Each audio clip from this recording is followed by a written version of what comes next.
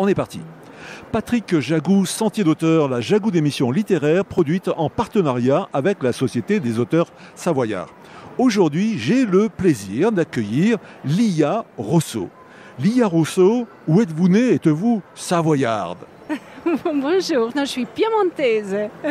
Je viens du Piémont, je suis italienne et je vis en Suisse depuis 14 ans maintenant.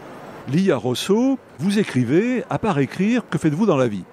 En ce moment, je fais surtout écrire. Avant, j'étais scientifique. J'ai travaillé dans un laboratoire de recherche à Nice où j'ai fait mon doctorat. Après, j'ai travaillé à Lausanne comme postdoctorat. Donc, toujours avec des cellules, la biologie cellulaire, moléculaire, la génétique. Et aujourd'hui, je me consacre à l'écriture. Et en plus, je suis maman. Ça, c'est le plus beau métier du monde. Lia Rosso, dans quelles circonstances avez-vous commencé à écrire? J'ai commencé à écrire quand j'étais toute jeune. Dès que j'ai commencé à écrire ape, ça veut dire abeille, le premier mot à l'école, j'ai découvert la puissance de l'écriture en moi et depuis là, j'ai plus arrêté. C'est une vraie passion. Alors, Lia Rosso, est-ce que vous voulez bien nous parler de ce livre intitulé Le Pituicite? Oui, alors c'est un livre que j'ai commencé à écrire en 2004. Et j'ai fini en 2015, donc 11 ans après.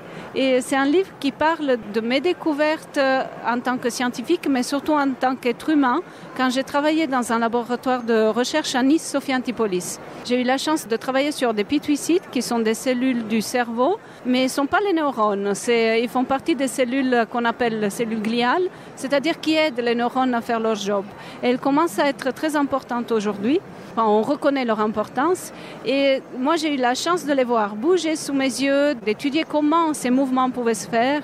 Et je trouve que le fait de les voir bouger, ça m'a ouvert l'esprit au fait de prendre conscience qu'elles étaient vivantes. Et là, j'ai compris qu'on est fait de vie, on est composé de vie. Et toutes les cellules qui nous composent, moi je trouve que c'est magnifique. Et à un moment donné, j'ai eu envie de parler de cette vie qui nous compose, qui à mon avis est intelligente, même si le mot intelligence dérange encore un peu dans le monde scientifique, mais je ne sais pas comment l'exprimer autrement. Alors j'ai décidé d'écrire un roman pour me laisser libre d'exprimer cette idée avec l'imagination et d'imaginer qu'un pituicite, donc une cellule, pouvait parler. Et qu'est-ce qu'elle avait à nous dire? Voilà, c'est ce qui est marqué dans ce livre. Alors, sans dévoiler le sujet du roman, ce pituicite nous raconte quoi? Alors, c'est avant tout une histoire d'amour entre Sonia et Laurent, les deux protagonistes.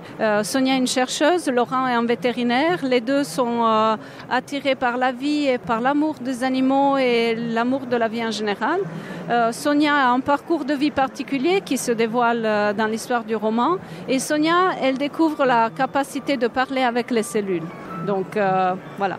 Chers auditeurs, nous parlions aujourd'hui de l'ouvrage de Lia Rosso intitulé Le Pituicite. C'est un roman scientifique publié chez Rosso Éditions.